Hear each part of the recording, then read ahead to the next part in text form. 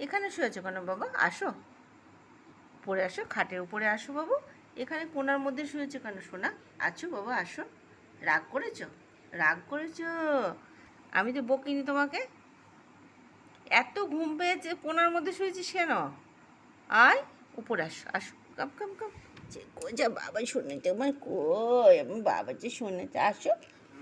আয়, আয়, আসবি না? আসবি না?